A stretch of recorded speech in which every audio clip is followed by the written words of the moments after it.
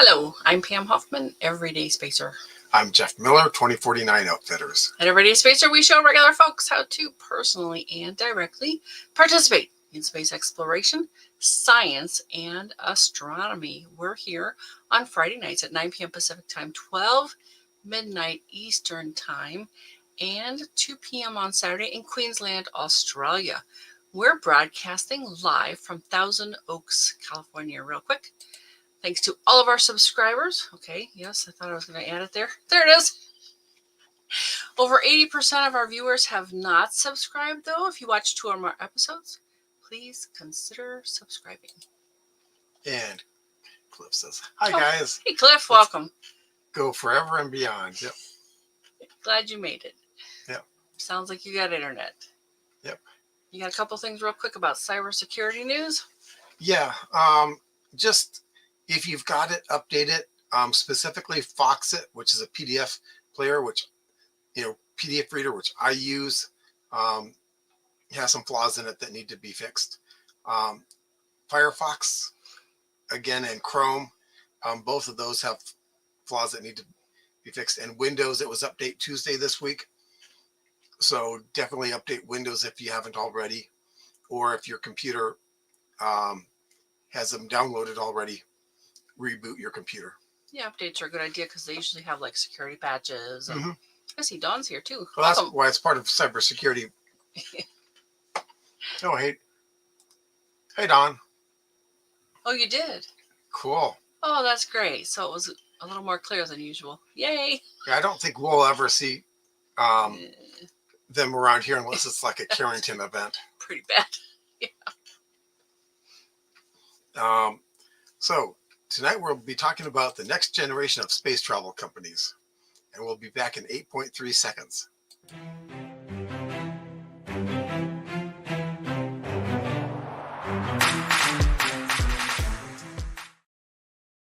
Have you ever flown in a plane to anywhere? Are you looking forward to going into space? If you're watching our show, chances are good you'd like to go, or you like the idea of space exploration. If you've ever flown on an airplane, you're closer to the end of the evolution of that form of transportation. It's the same evolution we're seeing in space travel. We're somewhere near the beginning of that process, though. And I think we talked about that before, too. Oh, yeah. So it says, it was a short display, but we got some pics. Oh, good. Cool. So tonight we're going to explore some next generation companies that might take us to space. These are companies that came after the vanguard organizations like Boeing, Lockheed Martin, and any of their merged offspring like ULA, which stands for United Launch Alliance. The more recent or next gen companies are more focused on taking regular folks on a suborbital or orbital trip and beyond in the near future. Actually, some folks have already gone, who will stand the test of time and who will be the Pan Am of the future. Yeah, we got Scott says, hello, hey, everyone. Scott. I'm not going into space. I do not even like roller coasters. Yeah, I'm all for space travel. I don't really want to go until it's like a bus ride. Yeah. But I might go to get somewhere. But I got some news for you, Scott. It's all space. That's all there is. You're Yeah. there. You're already there. Some of have, us want to go other places. But around here, you don't have 0G unless something's really wrong. Yeah. This is okay. Oh, yeah. You scrolled. We actually know some of the companies that fell by the wayside already. And we'll get back to that in a bit. The first thing I noticed, let me go set it up too, was this is a huge, just ginormous list. I'm going to show it. Yes, please. And just so you can see the thing over here, the little scroll bar, there is a lot. Cargo transport vehicles, crew transport vehicles, and then there's different like phases of them in development or operational or retired, suborbital, launch vehicle manufacturers. So right off the bat, we've got to like pare down this list. Yeah, we'd be here all day if we tried to do this list. Yeah, it would take quite some. Yeah, at least in one go. Quite a long time. So, because there are so many companies, we had to focus on some subset of them. Mm-hmm. So we'll talk about a few tonight, and then we'll talk about more in the future. We've got one category already on the schedule. And, if the pattern holds, there will be mergers and acquisitions, which will bring down this number significantly over the years. I think we've seen a little bit of that already. Yeah. Oh, and Cliff says, surprising that Aurora have been seen where it's never been seen down here. Yeah, I mean, well, for one thing, there's more people in more places, so people can see it. The other thing is they're going to blame global warming, even though that has absolutely nothing to do with that. All right, you want to? Okay. Does anyone want to take on one or more of the companies that we missed during this episode? Or do you know someone who's working out one who would make a good guest? We've got some ideas already, and we're going to be reaching out to some people, but I don't want to name names. I'll let them do it on their own. But first, let's get this out of the way. The big companies that we won't really be covering this time because they're pretty well known. They're pretty well known, and if you want to show just about them, because I thought we covered SpaceX already, but if you want to show about them individually, we can do some research and maybe dig something on them. But the big ones like SpaceX, Blue Origin, and Virgin Galactic, which is kind of not so much anymore, but it's kind of still there. We'll cover those another time if people want us to cover those. So we're gonna go into a little bit of details on a few of these next level companies, and we're kind of next level down, and maybe less well known companies as well. And I've taken on 3, and Jeff's taken on 2 others as well as 2.5 and 2.5. 2.5. Right. So go ahead and share screen, Jeff. I'm going to start off with Firefly. And maybe you have heard about this. It's a kind of a recent. Okay. I thought it was a more recent company, but they were founded in March of 2017, so not as recent as I thought. Well, it's recent compared to what. I mean, we were true. Looking at stuff in the 90s, and yes, that's true. They're in Cedar Park, Texas. They develop small and medium launch vehicles and some other assets that can launch or land on the moon, and they go into a bunch of these Firefly Alpha, expendable launch vehicle. And we saw one not too long ago here. July 4th. That was very expendable. It ended up being a fireworks display. Yeah, well, it was on Independence Day, so that was cool. But yeah, they have this kind of phases of different things and they really want to try and be a kind of an all-service organization, which I don't know if they're going to be able to. They're going to find their niche eventually, but it's not for big things. It's for small and medium size launches. Then they have this MLV, medium lift vehicle, also known as Firefly Beta, consists of 3 alpha cores strapped together. Hey, Janie's here. Let's see. Hi, Janie. We're just getting into it, so you just missed the intro, Janie. Not that late. So yeah, there's, they're kind of developing rockets and stuff too. Single core rocket potentially powered by Rocketine's AR-1. But they're going to be scaling it up to the Alpha. First stage will be 3.7 meters, 12 feet in diameter with 5 Reaver 2 engines capable of delivering 88,000 kilograms to LEO or 5,800 kilograms to single stage to orbit. Hi, Tex. Hey, Tex. Wow, it's been a long time since you've been with us. Yeah. So they go into these different designs. Antares 300. Antares 300 is a subcontracting for Northrop Grumman. So they do some of their own, and they do some for other. When I first saw that, I thought it was Atari 300. Oh yeah. I think I did that too. I was like, wait, no, Antares. Okay. They're gonna play Pong with it. Yeah, no. Firefly Gamma is a concept of winged rocket Yeah, I don't think that's gone anywhere though. Lunar landers. I mean, this is like extraordinary. We've got this launcher, and they help other companies, and they have lunar landers. One being called Blue Ghost, Genesis, which is defunct. And what's really stands out to me about this company, as you read through some of this stuff, it's like they've had an awful bumpy road. They were sued for. Let's see if I can find it here. Reavers. That's another one. Lightning, Miranda. They've got all kinds of names for different things, and they do different payload ranges and stuff. Yeah, they used the Ukrainian built first stage. The Russian builds. They can be pretty good. So what I really want to get into here is this whole guy. Yeah, we're still going. Vera Elytra. I don't even know how to say it. But what I was fascinated by was how they started up with this guy Tom Markusik, and he came from, what does it say here? Yeah, we had to do this fast. Where is it? From it's the Virgin people. Oh. And they were like, oh, well, you stole some stuff. Yeah, here it is. Former employer Virgin Galactic alleged he had illegally provided Virgin intellectual property to the Alpha development team. So they sue him, right? So they got all the money, and they sue this guy, and then they're like broke. And then they're back, and then they're running into some other trouble later. It's like they've bounced back a couple or 3 times now. After going bankrupt and being liquidated in March of 2017, that was recreated as Firefly Aerospace by New Sphere Ventures, who bought all the assets. And we got another. Yeah, Cliff. Cliff says, I was so lucky to see 3 launches and so much more when I was there.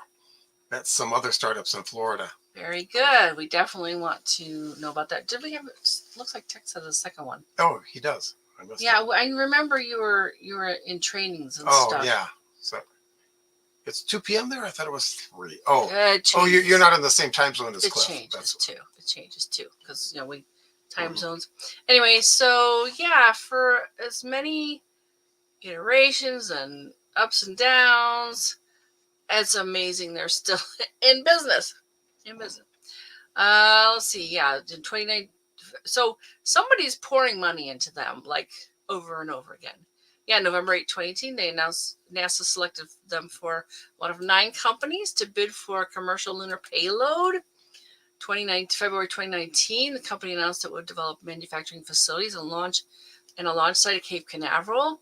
So somebody really likes them and wants them to keep going and keeps giving them money. And yeah, look, December 2019, a group of primary shareholders of Firefly Space Systems filed a lawsuit alleging fraud and intentional bankruptcy of the company by Tom Markusik. So this kind of keeps going. Oh, and then NASA awarded them $93 million. So I guess it reminds me a little bit of Orbital Sciences. They kept launching things which would then go into the water. And I was like, how are they still in business? Well, they're not anymore. So, yeah, stay tuned. We'll see what Firefly does. And I really liked their website because these pictures here, like at the very top of their site, you get a pretty good idea of what they're doing. And I love this too. Firefly Aerospace is enabling our world to launch, land, and operate in space anytime, anywhere. So that's their USP, I guess, right? Yep. And then they have a couple of other things here. So nice view of a rocket engine. Firefly's upcoming Alpha launches include missions for Lockheed Martin, the NRO, L3 Harris, and more. We're concurrently preparing for 2 missions to the moon with our Blue Ghost lander and an on-orbit mission with our Elytra vehicle.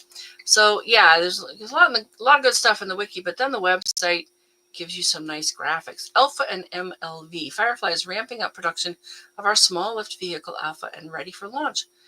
We're also building and testing a new medium launch vehicle in collaboration with Northrop Grumman. Our vehicles are designed to be more reliable, responsive, and affordable launch options.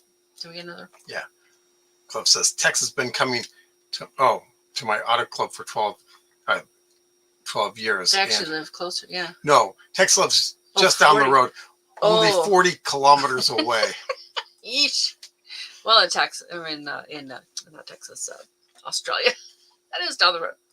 And here we go. Blue Ghost, flying annual missions to the moon. Our Blue Ghost spacecraft delivers and hosts payloads anywhere on the lunar surface and offers solutions for lunar night operations, sample return, and other services customized to the technology and exploration goals of each customer. They got a couple missions. These must go to sites. I didn't check them out. But that's where you come in. Check out whatever you want to see about these. I mean, this is going to be maybe a company that you can buy a ticket from someday. Oh, yeah, Texas back. We call it space travel. As part of Firefly's end-to-end space transportation services, Elytra offers robust on-orbit solutions when and where customers need them. Our line of highly mobile and scalable orbital vehicles provides an on-orbit transfers, hosting, delivery, and servicing across cislunar space and beyond. So you really get a pretty good idea of what the heck they're doing. Dream big at Firefly. From rocket propulsion and test operations to spacecraft, we have open roles across the company. Each team member's passion, dedication, and innovative ideas have a direct impact on fueling our successful trajectory into space. That's really good, the open roles. I've heard of that. I've studied that a little bit.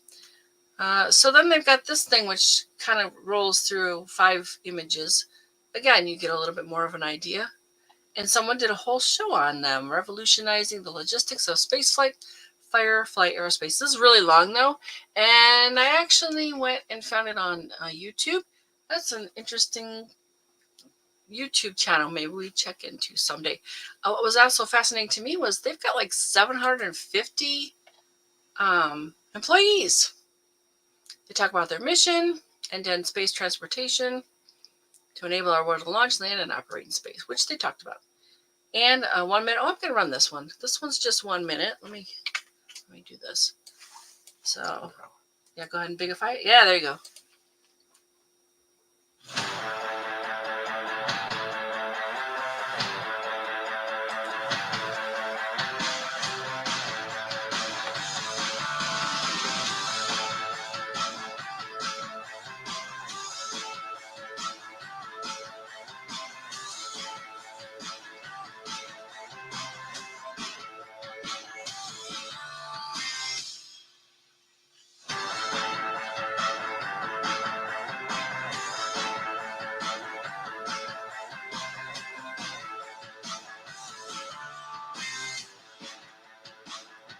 Five, 4, 3, 2, 1.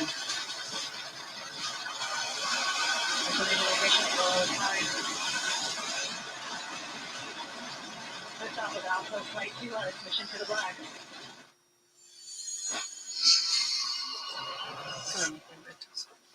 So, yeah, that one. I would call that a sizzle reel, and it's hot. I really like this image too. You get a really clear idea of where they're going, what they're after. So yeah, I would say come to fireflyspace.com. This is the company / team. 700 employees. They're quickly growing to support regular launches and on-orbit missions and lunar landings. That's quite a plateful. This passionate, hard-working team rapidly and continually innovates to make our customers successful and unlock space for humanity. So maybe someday you'll get to take a Firefly somewhere. And I think there was one more thing here I wanted to make sure you knew about it. Well, okay, this is kind of cool. You can see who's involved. The senior leadership on this page here. And then if we go back, we got a couple of options at the top here. They've got like little tabs. Board of Directors. I think I've heard of Peter Schumacher before. Well, there's that. Mark Merkusik. I'm surprised he's even there. Well, Board of Directors and the Advisory Board. And we actually know about Jim Bridenstine. All right, so, I think there's some words here. Let's see if we can find them. Maybe you have to be over here. I saw them before because, there they are. Our facilities. As a Texas-born, Texas-proud company, Firefly Aerospace was formed in 2017 and established its roots just north of Austin. Firefly's headquarters, spacecraft facilities, and rocket manufacturing and test site, aka our Rocket Ranch, are all located within a 30-minute radius, allowing us to build, test, iterate, and test again in a single day to accelerate vehicle production. Yeah, I saw it coming. Yeah. Cliff says, I have a friend at Rocket Labs in New Zealand. Amazing what they have done. Yep, I'll be talking about them. Yeah, we would love to get your friend on our show. So yeah. I think we've tried to contact him, but let's keep working on that. It's curious to me, though, that they've got Texas, well, but California, wait a minute. That's where they're launching from. That's yes, a little farther away. We're able to see it. Yeah. A little farther away, yeah. And then they got something in Sweden, a launch. East Range, so Space Center Launch Complex 3C. Cape Canaveral, Wallops. Yeah. So, and if you want to invest, send in your name and tell them you're not a robot. All right. So what I want to do too is, so I took on Firefly and Arrow or Astro. Nope, not there. Astro Arrow. No, that's Jeff Greason. yes. Well, here's Agile Arrow. Sorry. Agile Arrow is no more. There's no more. Which is kind of how this goes. So here's Jeff Greason. He is one of the founders of Agile Arrow, which now has become rolled up in Electric Sky, who is also founded by Jeff Greason. So Jeff has his fingers in lots of pies. He was in the FAA and Comstack. He worked with the FAA, and he is possibly the reason we have small launch companies now, because he worked with the FAA in order to get the rules to allow them to give launch licenses. Yeah, he wasn't the only one. But there was a panel of them, but he was one of the, he was one of the ones really pushing that forward. And Jim Muncie was part of that, wasn't he? There's a whole bunch of people that nobody knows. Nobody knows about. But they go into the different things that Jeff has done here.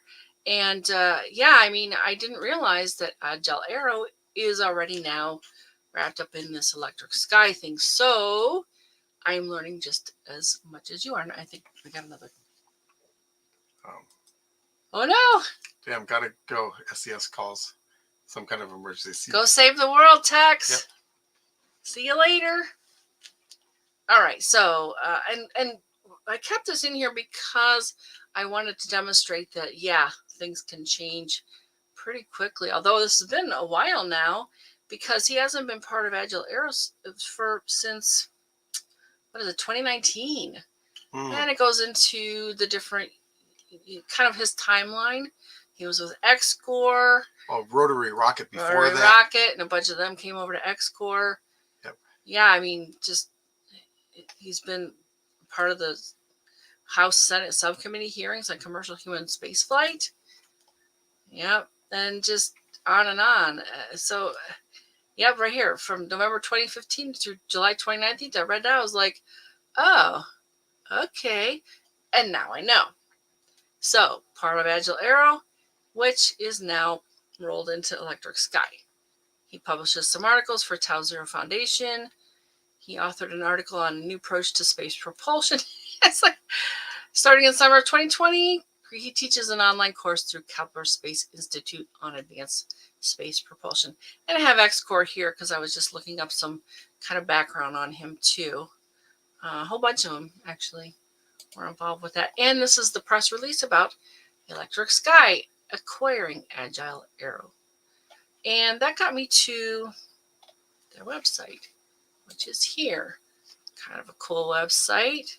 We're pioneering a movement under external power, making transportation more swift, sustainable, and economical. So if you want to drive your car, it might not have an engine per se anymore, but rather a receiver, so that the power will come from outside.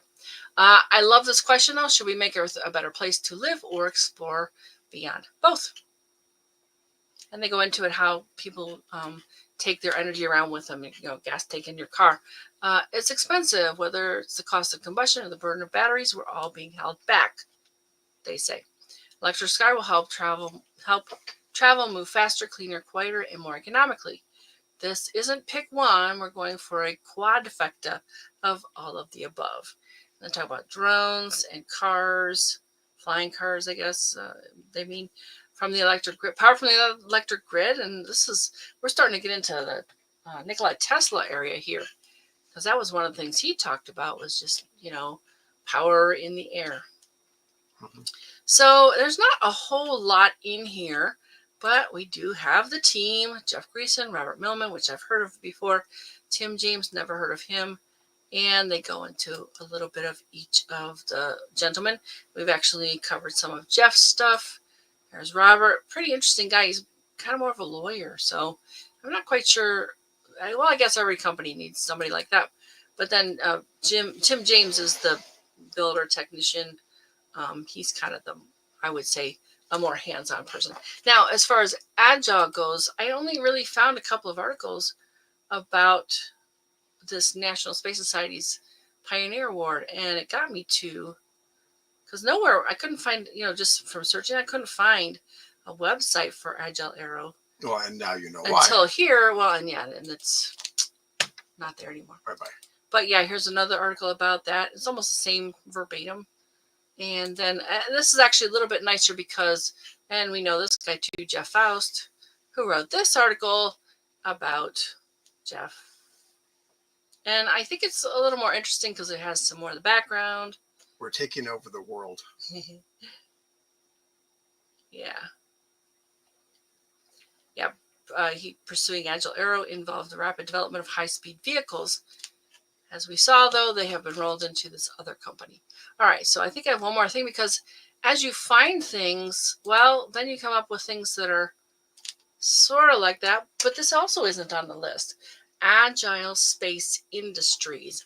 And it's a pretty cool sounding organization. I don't care for the font on here, but look at this, it's really hard to read. Did we get another comment? Oh, Cliff. I met some NNS guys in Florida. Yeah. NNS guys or NSS guys? Is that National Space Society or something else, Cliff? Let us know. So, yeah, you're like, oh, is this the same? No, it's not. And they're not on the list either, because I did a search for the list, through the list for Agile Aero, and found nothing with Agile anything. So here you go. Yet another company that is not on the list. And they were kind of interesting, but I just don't know too much about them. I found them today. I thought I would show you, but yeah, if you want to know more about them, let us know, and we will go ahead and dive into that. All right, so I'm going to cover a little bit of JP Aerospace. Oh, I thought that was up. Because JP Aerospace has been around for a really long time, doing lots and lots of cool things like PongSat and launching chairs and getting paid for it. And they have a whole different idea about how to get off the rock, as we say. They're not going to, blow up rocket fuel. You're going to kind of float to space. It'll be more of a around the world a few times, like taking a cruise across the ocean instead of an airplane is kind of what I think about it. And it talks about their balloon flights starting with the Raccoon and just on and on. But the PongSat project has been going since March of 2002. Yeah. And that's a typo. It is National Space Society. Yeah. Cool. I'd be curious to know who you met. Here's the space chair. They talk about the British television and cinema advertisement launched by Toshiba to promote an LCD TV. Why would I guess you can sit and watch from your chair. Okay. Mm-hmm. And so one of the unique things, and we know JP, John Powell, one of the unique things, I think he has always had everything he's done kind of funded, and not like a angel investor, but more like sold the pieces of the rocket that came back down in a little bag called rocket ships. That's CHIPS, CHIPS. So I think they're a really unique company that a lot of people probably should know about. I think Jeff's going to talk about the Airship to Orbit project, right? Okay, so I won't go into that because I got a couple of, you talk about the Ascender, Dark Sky Station, all that. Okay, all right, good. Because I want to show you some pretty pictures. Oh, I thought I had these up. Sorry.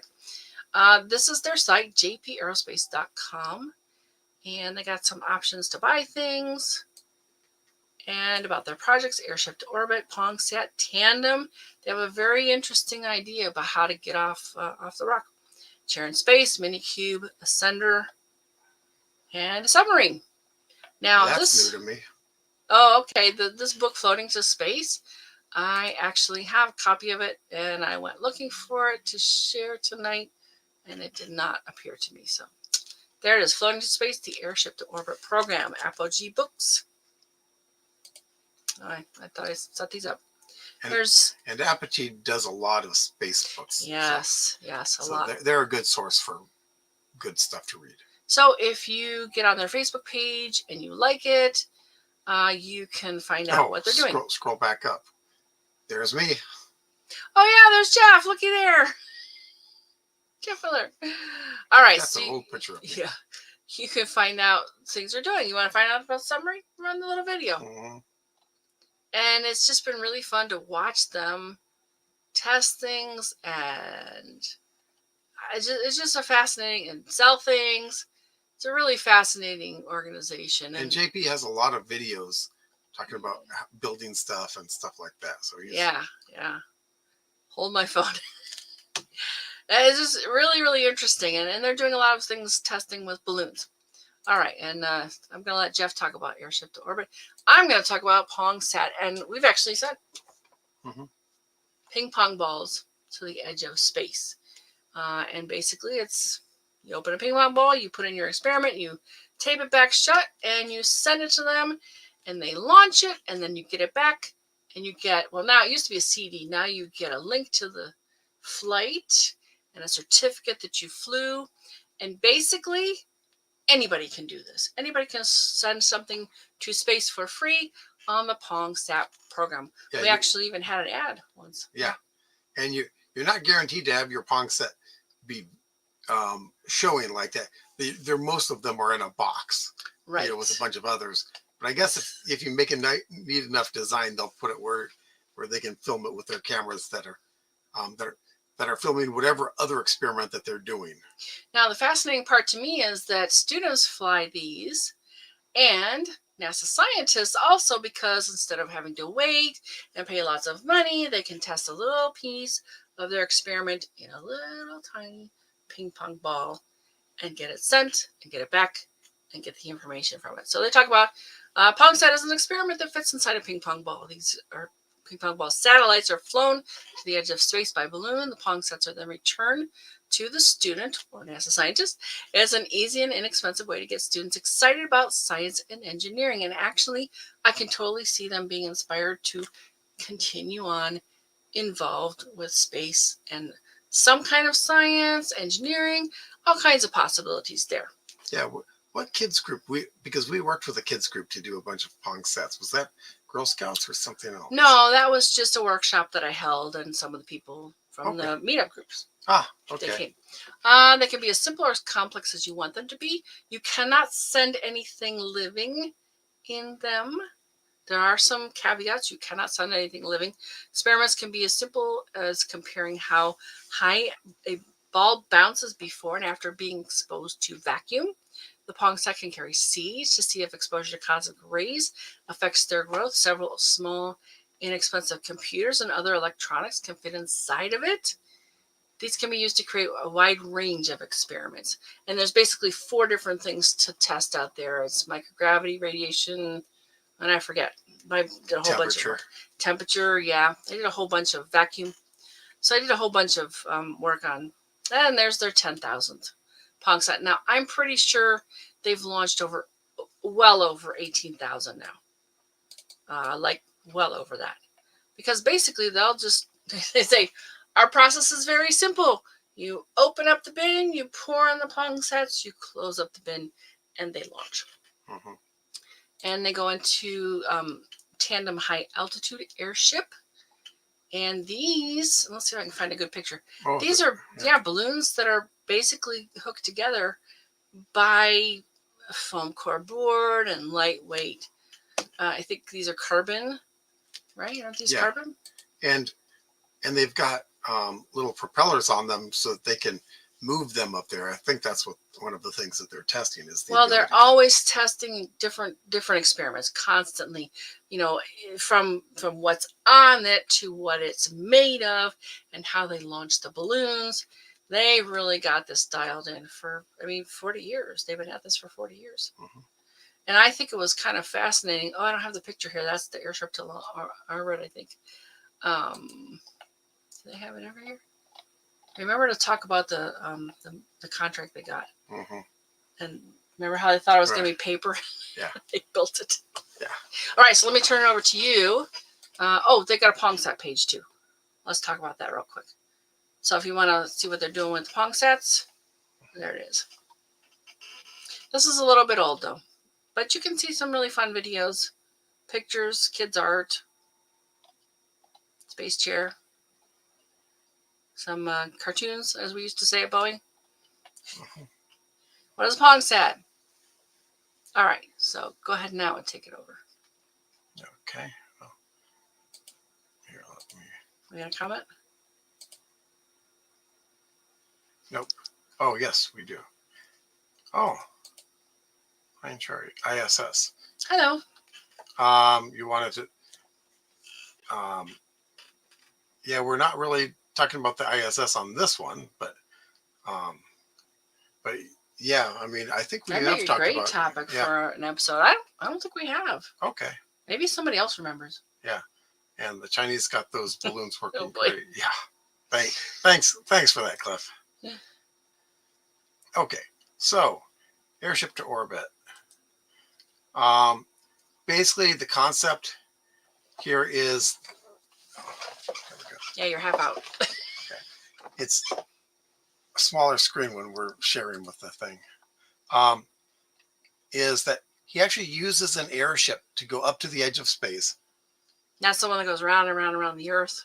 Right. It gets higher and higher each time. Nope. That's a different one. Okay, this is just getting up to the edge of space. Yep. And then there's a dark sky station here. Yep. Where you dock with it and transfer it to a lighter aircraft that doesn't have to withstand the stresses of a full atmosphere and the winds and stuff like that. And that's the airship to orbit. And it's a lot bigger too. Yeah, it's like each spoke is a kilometer long. No, I think it's longer. I think. Well, at the time that we talked with him, these spokes are a kilometer long, and it's similar spokes here, except that these are airfoil shaped. So which is bigger, a kilometer or a mile? A mile. Because it says right there, the details are complicated. For an airship to fly at the edge of space, it will need to be big. I mean, really big, over a mile long. Okay. It also means to be very light. Yeah. So the whole point here is that he flies it fast enough that it actually gains lift. And even in very thin atmosphere, if you're going fast enough, you'll have lift. That does say orbital. I thought the first one went around the world a lot too. No, it just flies up. Yeah, you knew better. You knew better than I did. And so it basically flies around the Earth. And as it gets faster, it gets more lift, which means it can go higher, which means that it can go faster because there's less resistance. So it just basically spirals out. And that's kind of the whole idea of it. And it can reach escape velocity. In fact, it has enough delta V on there if they spin it enough to reach Mars. So, it's it'd be a slow boat to Mars, but it'd get there. It could also loop around the moon. It wouldn't be able to, it can't really land or take off from the moon because there's no atmosphere there. But it could land on Mars and take off from Mars. Oh, there's an atmosphere there. Right. And the atmosphere of Mars is basically the sea level atmosphere of Mars, or ground level atmosphere of Mars, is the same as the atmosphere at the dark sky station. 140,000 feet. Yeah. So that is where, so it could really viably do that, and it'd be possibly good for cargo transport. You probably wouldn't want people on it for that long because, for one thing, it has to be light enough that you wouldn't have any shielding on it. Mm. And that'd be a long trip With a lot of radiation exposure. Yeah. Right. Yeah. But last I knew, he said that the first stage airship was only $5 million, which is a tremendously low cost for space anything. Right. And it's not the size of a VW Bug, so you're going to be you have a little more room to move around. And for someone who's claustrophobic, that works really well. Yeah. And so, one of the things that he likes about this approach is that none of this happens fast. And so he likened it to a cruise liner. If there's a problem, you can stop, have a cup of tea, discuss it, and then go.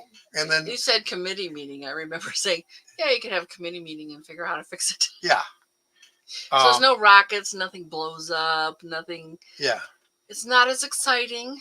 And it's not fast, but it would get there. And which I think is kind of good. If you're going to go up in a Virgin Galactic, you've got like 10 minutes. Well, if you go do this, you could have a few days doing this. Yeah. I don't know which works for you. 10 minutes or a few days. Virgin Galactic, as long as you don't look backward on a Virgin Galactic and see the way those solid rockets burn. Oh, yeah, it's pretty dirty burn. It's basically rubber. Yeah, but it's also not very even burn either.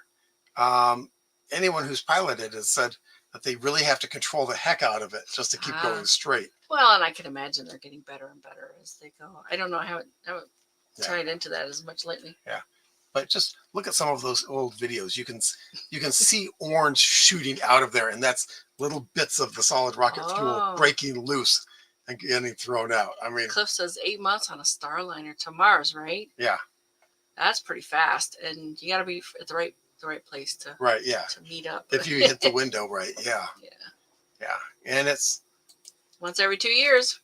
Yep, and who knows what's going to happen between now and the time we actually get out there. Look at all the things that have already occurred. I mean, it's amazing. If they can get it down to weighing little enough, something like an ion engine, not a lot of thrust, but it's continuous. Miles per gallon. It's a lot of continuous thrust, so might be able to, no get stuck on there. What? Tell me what you mean, Cliff. Yeah. Or is it not stuck on the ISS? I think he means not stuck on the. Yeah. You want me to share again? Sure. Okay. There. Okay, so he got a contract from the Air Force to make an airship that, they wanted a design for an airship and wanted him to give them a proposal. They gave him a certain amount of money for a proposal, and he took that money and actually built one. And they were like, "What? Yeah. What's this?" They were expecting a stack of paper. Yeah. And JP, he built it. That's JP. Yeah. So, so these are real vehicles here. This is, this is a image of what the dark sky station would possibly look like, and that's an ascender there.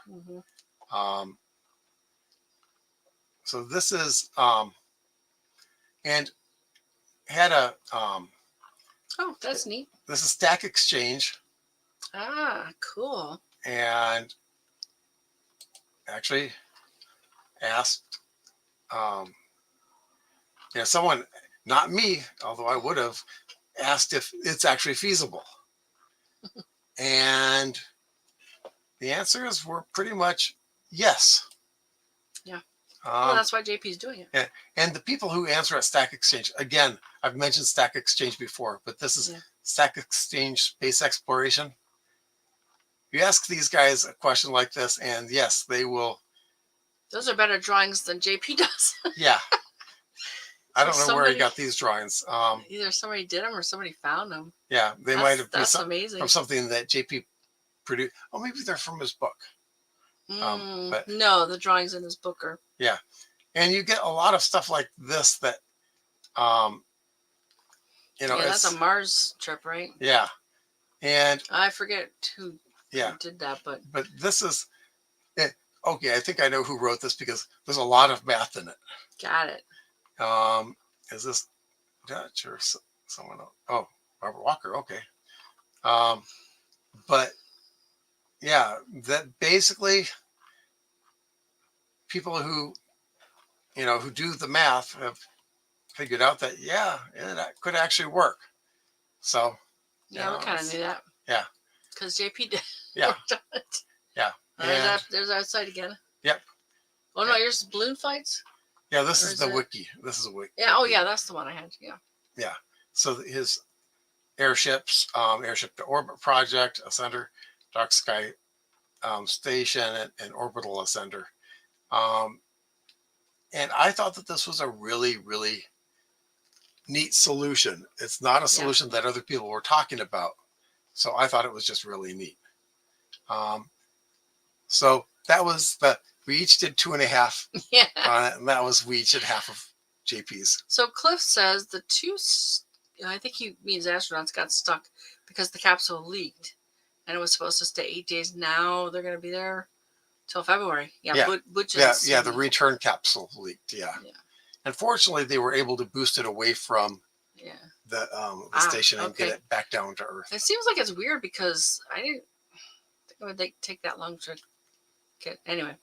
And then there's the Soyuz that are usually like docked to, or is right? But we're having an argument with the Russians right now. Okay. Yes. So next up, so Elon's gonna fly something up there to get them off of the station. Yeah, but next February, that's seems like a long time. You got more about AP or JP? No, that's it for JP. So then we get to Sierra Space. You've probably heard of some of their stuff, even if you don't know the name, because this is the Dreamliner. Oh yeah. Yeah. Or the Dream Chaser. Dream Chaser, yeah. Yeah. Do you have a founding date in there somewhere? Yeah. Founded 2021. 21, yeah. Wow, that's so just a few years ago. Yeah. But they're building stuff. So it's not, it's not like they're,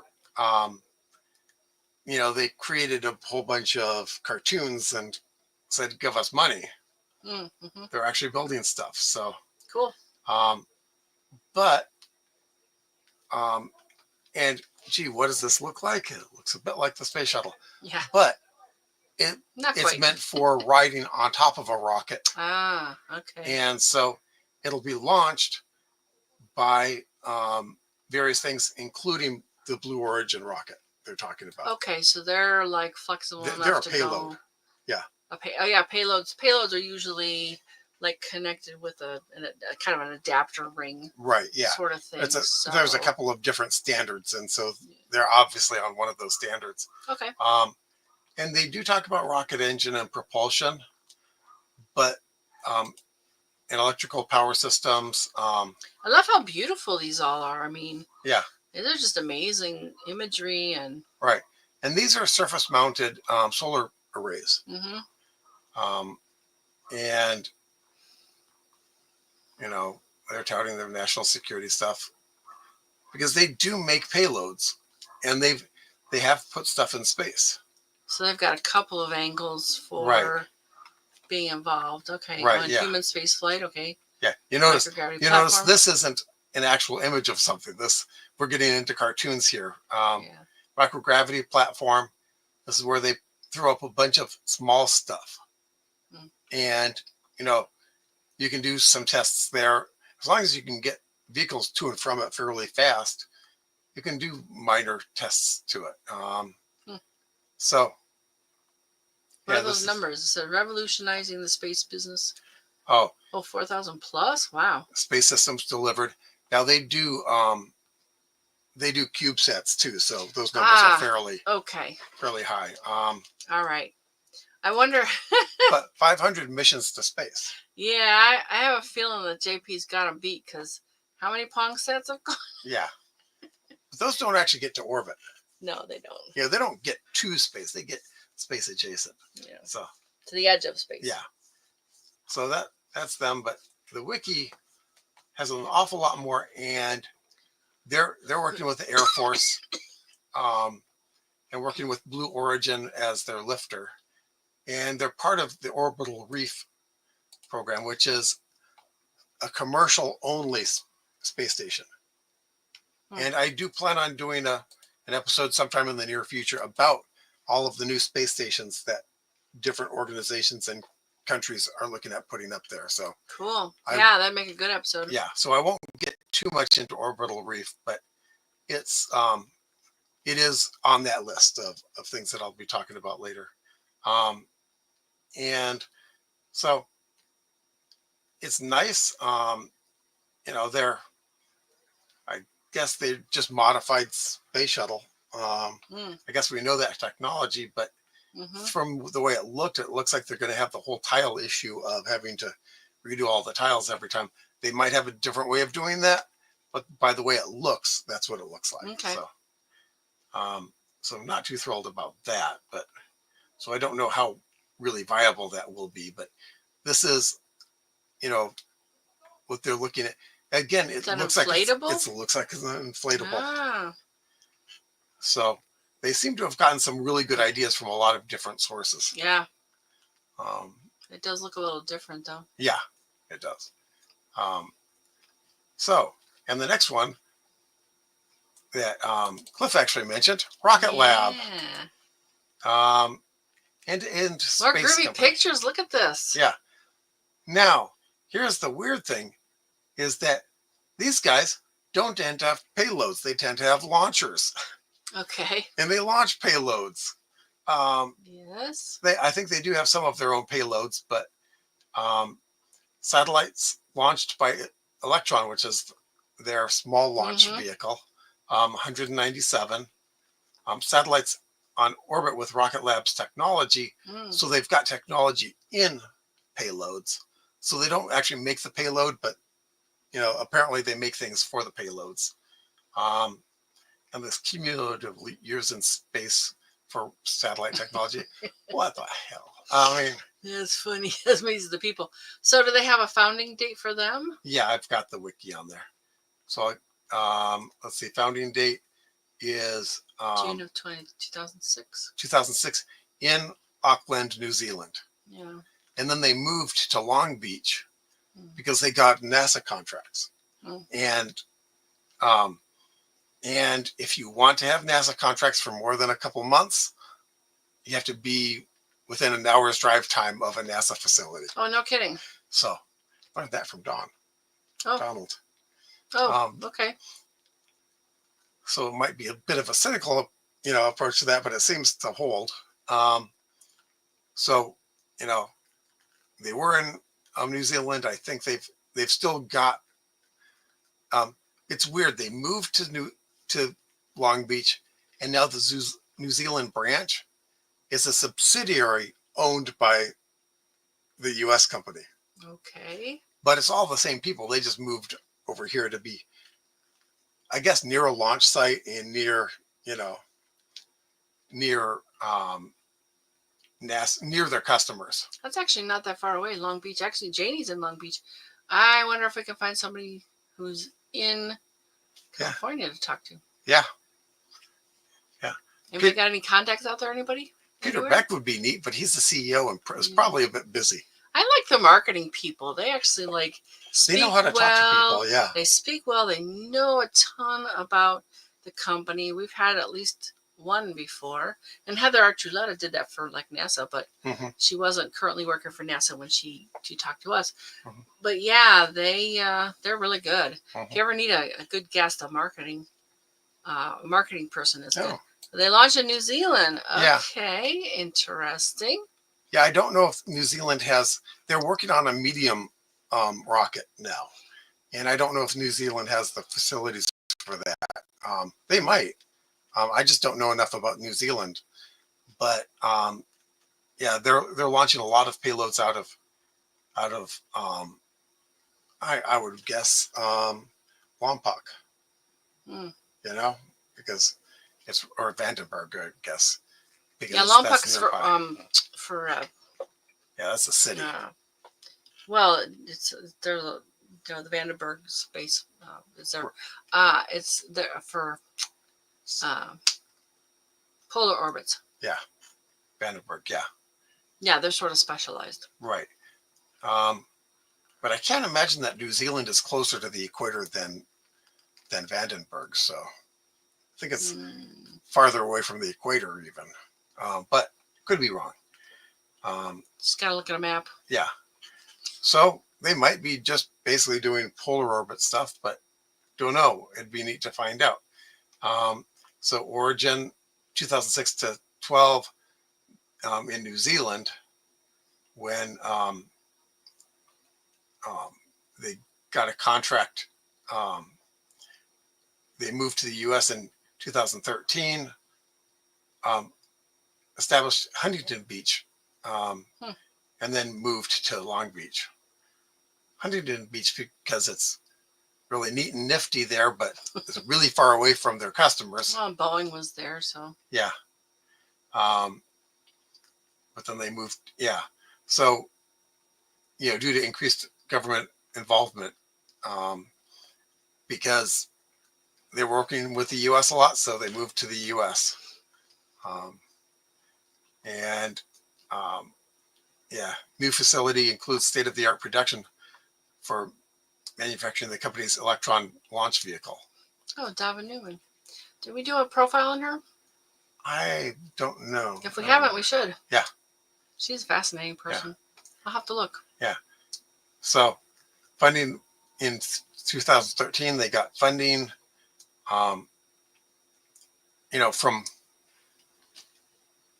a bunch of different groups, including Lockheed, and that's a big deal. A crown entity of New Zealand. Callaghan? Yeah. So in 2017, they raised an additional $75 million in a equity round. So they got themselves a bunch of money, but they didn't blow it all. They're actually launching stuff. Cool. And so, and they were, they started off poo-pooing the idea of a relaunchable. Oh. Because reusable. Yeah, because of how much weight you have to add for that, and the extra fuel to actually land it, and of that costing more than just building another one. And that was the argument. And I guess. Yeah, we don't throw away our cars, though. I mean, right. I suppose flight into space is harder than. You don't actually blow up the back end of your car to make it go forward either. No, but, that's another thing to like about JP Aerospace. Yeah. The balloon just floating up there. My guess is that reusable became a buzzword, so they kind of had to do it. I see. It's a new thing. Or all the kids are doing it. Or they hired someone who figured out a way of doing it with their vehicles that was cost effective. I mean, yeah, there's people out there who know. If it's cheaper, why not do it? That's part. Yeah. So their first one was they slow it down enough to then catch it with an airplane as it's coming down. They slow it down with a parachute. Where they use a net? No, I think they catch the parachute line. Oh, I see. Okay. Wow. Their first test of that was in 2019. Okay. But apparently they caught it off center or something, and they had to let it go. And it actually landed itself after that. They were able to recover it from the water. Okay. But they couldn't fly it directly to their facility. They recovered it from the water, basically fished it out of the ocean. I guess it floated well enough. Fascinating. But they then worked on now they're talking about landing them on on a watercraft, just the way Elon Oh, does it. okay. A Um, barge. yeah. So, um, you know, and Oh, they're they went launching. public. Yeah, they went public. Wow. They're launching satellite buses. Um, Hmm. you know, so they're actually launching stuff, and they've been launching stuff. So I count them to be a real company out there because they're really doing stuff. Yeah, they're So, bending metal, as we used to say. yeah. Well, and putting it up in orbit. Mm-hmm. So there were a number of people who bent metal that didn't actually Mm. make orbit. I mean, Armadillo Still, it's better than was one. cartoons. Yeah, Armadillo. I loved those guys. Yeah. But they just didn't make it. Yeah. Oh, there, clip Oh, this. we did. Sorry, I didn't notice it. Thanks, Cliff. They were using helicopters to catch the returns. And Gilmore Space is launching soon down here. Ah. Oh, Gilmore Space, another company? Ah, okay. So Interesting. they are looking at. They built a small probe called the Venus Life Finder, which is designed to plunge into. Oh, okay. They didn't build their in 2022. They revealed plans to build. As of March, that's cartoons. as of March 2023, the target launch date aboard the Electron rocket was January 2025. Okay. So that's only a few months now. Yeah. We'll see. But that'd be nifty if they do it. I mean, because it's got to be a fairly light payload because the Electron's not a huge rocket. Okay. It's a long way to go to Venus. Yeah. But if they can do it, that's a small, independent commercial company put something on Venus where only governments have been. Yeah. That'd be way cool. Yeah. Stay tuned. Yeah. And they're a prime contractor for military satellite project too. Interesting. And we're not going to know much about those. Yeah, foreign companies has. Wow. Yeah. Well, I think that's one of the reasons why they became a U.S. company. Ah, okay. And then the New Zealand is a subsidiary. Yeah. Got it. Yeah, that's why. Yeah, there's a bunch of rules. ITAR. Yeah. It's international something. Mm-hmm. We should do something on that someday. Yeah. So this is the Electron rocket. Yeah. So it's not a really complex rocket. Mm-hmm. It's. Yeah, rocket science isn't rocket science. Yeah. You fuel up something, you light it, and it goes. Yeah. Yeah, there's the HASTE one, which is a suborbital. So it's just launches stuff up there. The Neutron reusable rocket. This looks a lot like things that you see from the other guys. Yep. And so, so this is what they're working on. They announced it in 21. And 130 feet tall, huh? Yeah. So they began to break ground for the facility to build it in April of 2022. In mid-2024, the company completed assembly on the first Archimedes engine. That's the new engine for this thing. And it's undergoing testing at Stennis Space Center. So, hey, they're working on it. It might not be as big as SpaceX, but they're following the same path. Now, this Neutron is more of a medium launcher. Okay. So it's going to be the equivalent of probably like a Falcon 9. Not the Falcon Heavy. Mm-hmm. But still, hey, there's a niche. There's another player. I mean, single point of failure is going to be hard to achieve if you've got multiple players in the same field. Yeah.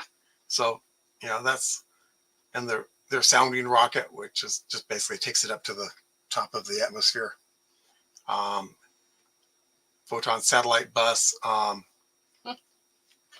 It basically is a booster for satellites. And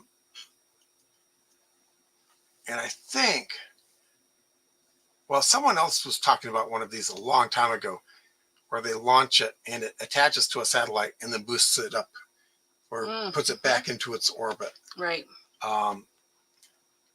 And this might be what they're doing here. Okay. Because the big thing that was I don't think it was Rocket Lab doing that before, but no, maybe. no, it was way before Rocket. Yeah. Well, way before Rocket Lab was in the U.S. I'll just say that. Okay.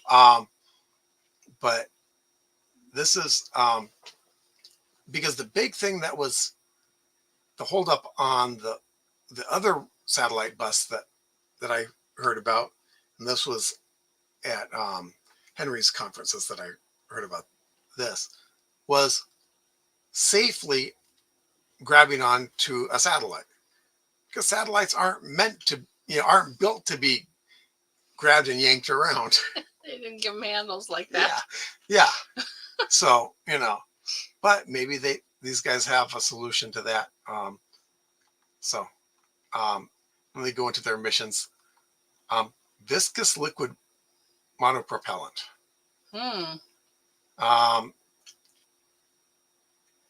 It behaves as a pseudo-solid until a shear force is applied, after which it flows like a liquid. Wow.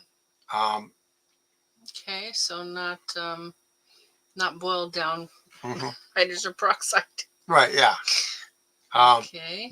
No special handling, was non-toxic, water soluble, and has low sensitivity to shock. That's amazing. And has a high ignition point. A lot of these stuffs are pretty nasty sometimes. Yeah, and is barely flammable in the atmosphere. Like it. Yeah. Gilmore Space is in Bowen, only 1,030 kilometers away in Queensland. Oh, well, only 1,000 kilometers from Queensland. Yeah. Apparently everything it's still in Queensland. Oh. They're big states, and there's like what, 4 or 5 of them, Cliff? Yeah. Like the whole country. Yeah. There's like 4 or 5 states total. Yeah. So they're big, because the United States fits pretty much inside of Australia. Yeah. Well, the continental U.S. Yeah. Yeah, continental U.S. Right. It's about the same size, actually. Yeah. If we overlap them, there's a little bit sticking out of one country in one direction, and a little bit of the other country sticking out in another direction. Yeah, but there's only a few states, so Queensland is pretty big. Yep. So this is I like them. They're actually bending metal. They're launching stuff. Yeah, good stuff. Launch there. Complex 1, Launch Complex 2. Just as overview, I've learned a lot. Thank you. So that's all I've got. Let's see. Okay, so I'm pull us back. Yeah. I'm going to actually go back to the list, and I'll tell you why. Because we sort of knew about some of these companies, and I don't want to go into depth about anything because we might do future episodes. But why don't you post a link to this list? I will. Ready? As Cliff and Jeff know, the letters are worn off, so I have to find them again. That should be a clickable link, and this is the list that we're talking about here. This Wikipedia page. And just scroll down fast. Let them see just how big this flipping list is. Going and going. Yeah, and a lot of these we've never heard of. SpaceX we've heard of, but 6 states. QLD Queensland is big. Western Australia is twice the size. All right, Cliff, thanks for that. 6 states. I was wrong. Landers, rovers, and orbiters. Well, yeah, Western Australia had to be big, because I think you need 10 people in a state to make it a state over there. What? Research crafts and tech demonstrators. I mean, we're not even halfway down this page yet, folks. Yeah, and they've got a lot of different categories too, which is really neat. But you'll notice that stuff is canceled or retired, operational. I didn't know there were so many like other countries, Swedish companies. Oh, I don't remember seeing any of them from Africa, and I know Africa is getting pretty well into space exploration, because it's big money. It's big money, no question. Yeah, the Swedish company, I think, satellite launchers. sells their rockets. Okay. but they're real pain to put together.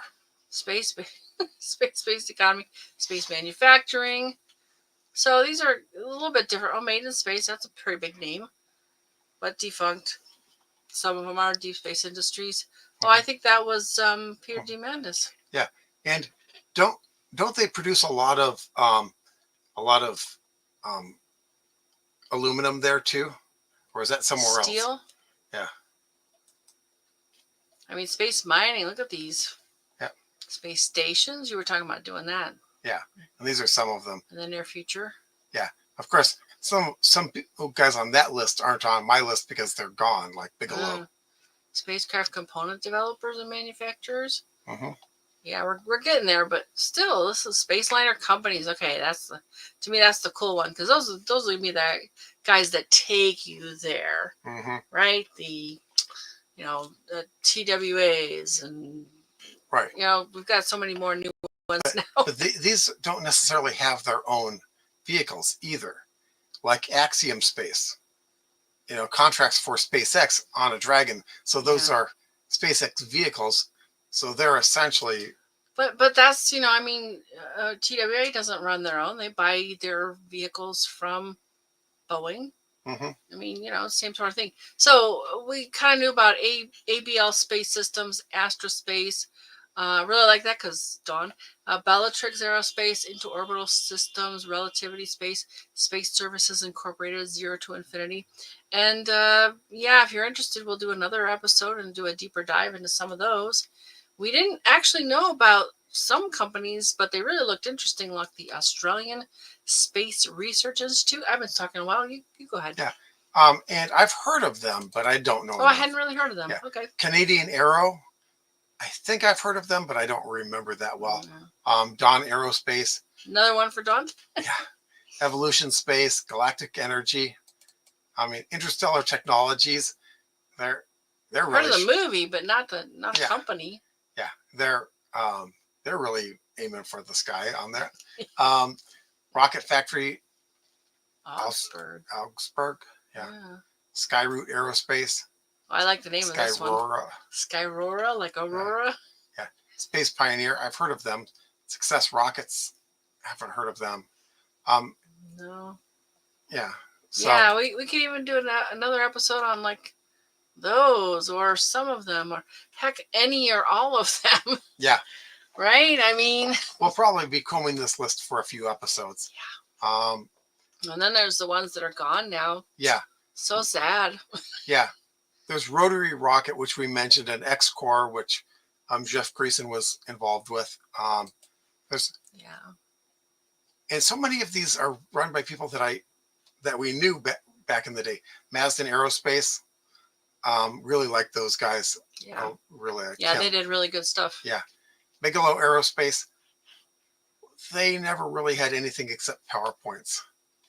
I don't. They did launch something. Yeah, they did launch something. They were doing some inflatable stuff, I think. Yeah, that was their big thing, was inflatables, and I think they did launch something just to test whether a test module or something. Yeah. Yeah. Not like full size or anything. I don't think.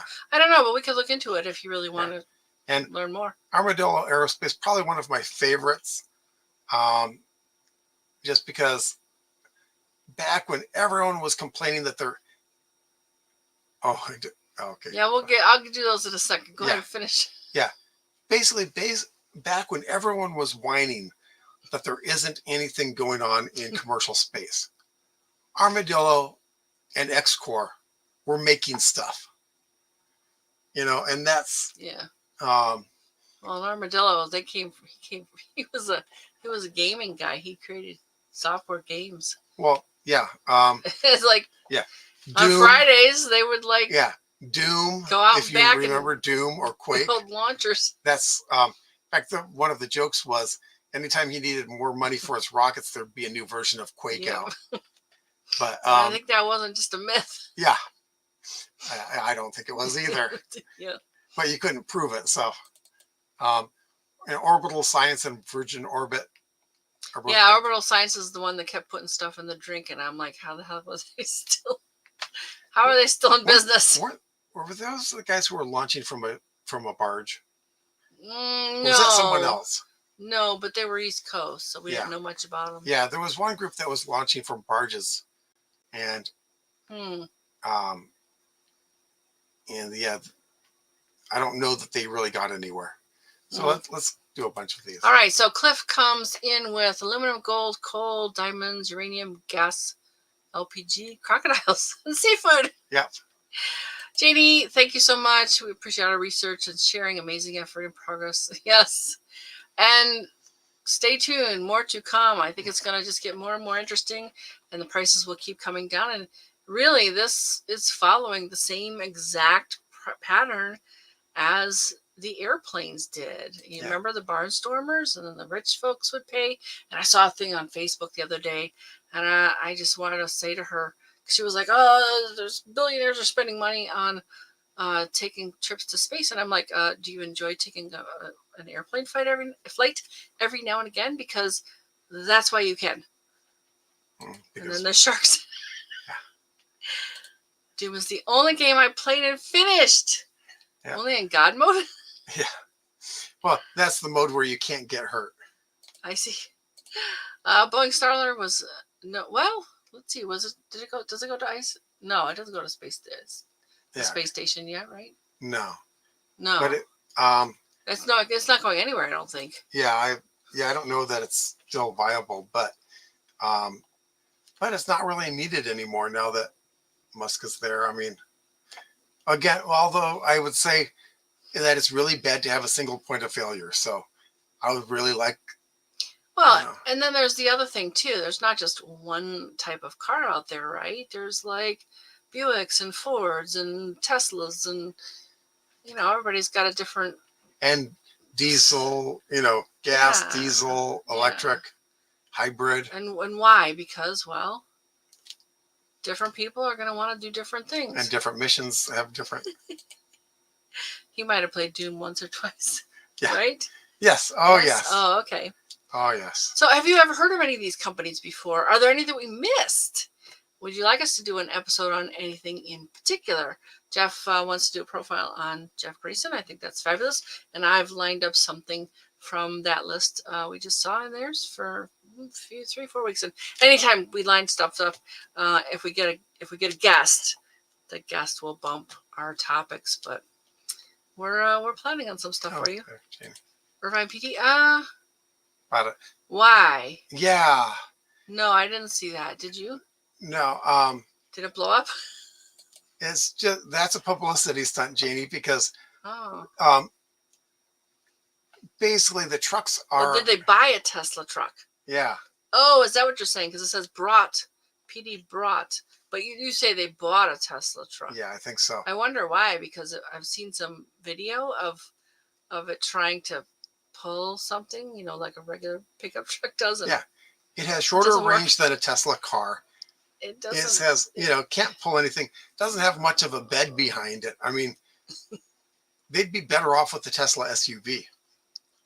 It's just that they want I guess they want something that looks like it's from a bad 1970s post-apocalyptic movie. They kind of do. I've seen several of them around now. Yeah. Maybe I could pull a red wagon. I could probably pull a red wagon. Without ripping off its bumper, yeah. Yeah, maybe. I can't pull a boat because, the guy was like, he's underneath there. He's like, this isn't even attached to the body. He was blown away. But, the first one's out. Mm-hmm. Always going to be the version that makes money to make the second version. The alpha. Yeah. Alpha version. It's the Tesla truck is for show. It's not for doing. So if you like that kind of thing, I guess it's okay looking. I guess I don't know. I don't like the aesthetic that much myself, but there's a lot of cars out there that I don't. And again, that's different strokes for different folks. Mm-hmm. You want to do this part? Sure. Some stellar events this week, October 11th through October 18th. On October 11th, Pluto and the Moon are in conjunction. That's today. Yep. And Pluto appears stationary. October 14th is Columbus Day, and Saturn is 0.1 degrees south of the Moon, which means that it's an occultation. Yes, they didn't say anything about occultation, but sounds a lot like one to me. It's awful close. Yeah. So Probably somewhere in the world. Yeah. Now, I think that this list is produced by someone in the U.S., so it just might mean that it's not. There's no occultation in the U.S. Because they haven't said an occultation. Okay. Yeah. That makes sense. October 15th, the moon is on the equator, and the moon and Neptune are in conjunction, which, by the way, means that Neptune is on the equator because, Yes. gee. October Maybe. 16th, moon is at perigee and is at ascending node. And October 17th is a full hunter's moon, or, the nickname for it is hunter's moon. And the popular term these days is it's a super moon. Because it's at perigee. Yeah. Basically still. Which means that it's not visibly bigger. But if it gets the public interest in, I'm cool with that. If you take a photo and at the same zoom level, you can compare it to a different full moon and it will be slightly bigger. Yeah, it's only 4%. And I've never noticed a difference just looking at it visually. Yeah. So October 18th, Mars is 5.7 degrees south of Pollux, which to me means Pollux is 5.7 degrees north of Mars because I'm more likely to find Mars. No, Pollux is pretty bright. Okay. Mars isn't always. Yeah, that's true. Yeah, Pollux is one of the stars in Gemini. Castor and Pollux were the twins. Yeah. Also on the 18th, pretty notable too in the sky. Is our Friday night show, Science That Isn't Actually True. So find us Fridays at 9 p.m. Pacific time on the Everyday Spacer Facebook page and the Everyday Spacer YouTube channel. What inspires you the most for this coming week? And thank you, Cliff. Yeah, we've been watching this and just, wow. Yeah. 65 of the 10th? Yeah. Oh, the Europa Clipper. Yeah. Oh, no. It was your birthday, right? Yeah. Yeah, we are just, happy birthday, Cliff. Yeah, happy birthday, Cliff. Yeah. Was it yesterday or is it? I forget. Tell us. Let us know. Yeah. Well, it was yesterday for us. I think it's 2 days ago for him. But I forget how that goes. But yeah, about the hurricane, I just wish FEMA would actually do its job for once.